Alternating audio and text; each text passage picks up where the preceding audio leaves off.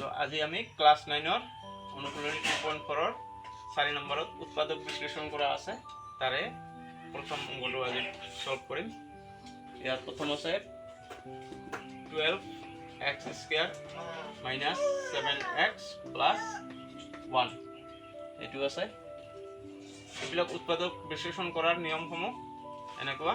আমি প্ৰথমতে x ৰ সহগ প্ৰথমত কি আছে x² ৰ সহগ আৰু লাষ্টত কি আছে হেতু পূৰণ কৰি ল'ব লাগে।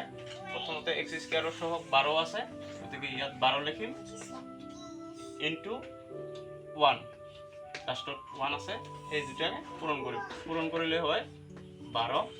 এতিয়া আমি চাব লাগে এই দুটাকে 12 ৰ উৎপাদক বুলি কোৱা হ'ব। এইটো প্ৰথমতে ডাঙৰটো আগত লিখি সৰুটো তলত লিখি এই দুটা প্লাস কৰি দিম, কৰিলে হ'ব 13 আৰু ইফালে এইটো লিখি এইটো এবাৰ মাইনাস কৰি দিম, হ'ব 11। এই দুটাই ইয়াত মিলাই চাব লাগিব মাজৰটো মিলিছে না নাই। মাজৰটো 7 আছে, মিলা নাই, গতিকে এই দুটাৰে নহ'ব।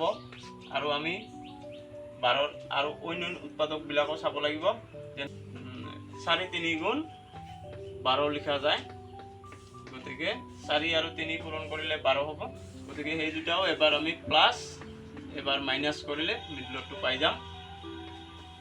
যেনেকুৱা 4 ৰ লগত 3 প্লাস কৰিলে 7 হৈ যায় আৰু 4 ৰ পৰা 3 মাইনাস কৰিলে 1 হৈ যায়। 1 টো নিমিলিব, কিন্তু এইটো মিলি যাব।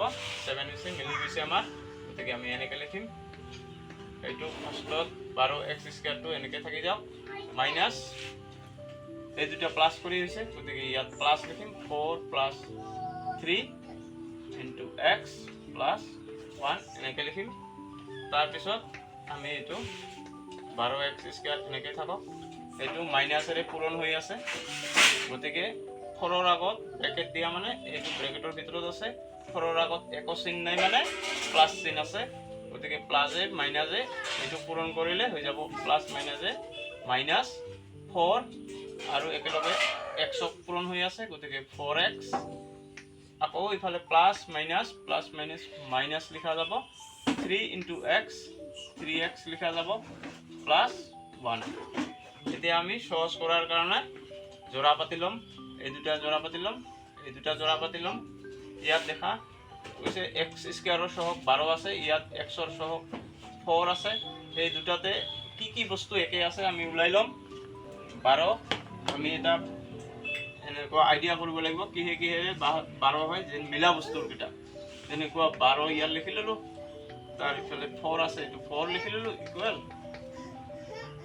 4 * 3 ও 12 হয়, ইফালে আকৌ 4 * 1 4 হয়, গতিকে এই দুটাত একে বস্তু 4 আছে। আমি ইয়াত 4 কমন ল'ব পাৰো। আকৌ x আছে, ইয়াত x² মানে গতিকে 1 এটাই ইয়াৰ পৰা আমি কমন ল'ব পাৰিম। আকৌ সন্মুখত মাইনাস আছে, গতিকে -1 টো লৈ ললো। ইয়াত এতিয়া -1 লৈছো, গতিকে 3 ৰ আগত মাইনাস আছিল, এইটো প্লাসত আহি যাব আৰু x ইয়াৰ লগত থাকি যাব। ইফালে প্লাস আছিল, সেইটো মাইনাস কমন লোৱাৰ কাৰণে চিনটো পৰিৱৰ্তন হৈ যাব, ইয়াতো মাইনাস আহি যাব আৰু ইফালে 1 আহি যাব।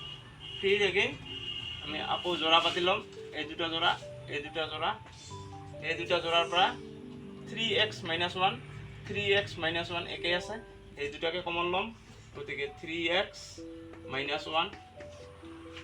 এইখিনিৰ পৰা এই ভাগটোৰ পৰা যেতিয়া আমি 3x - 1 কমন লম, তেতিয়া ইয়াত বাকি থাকিব 4x।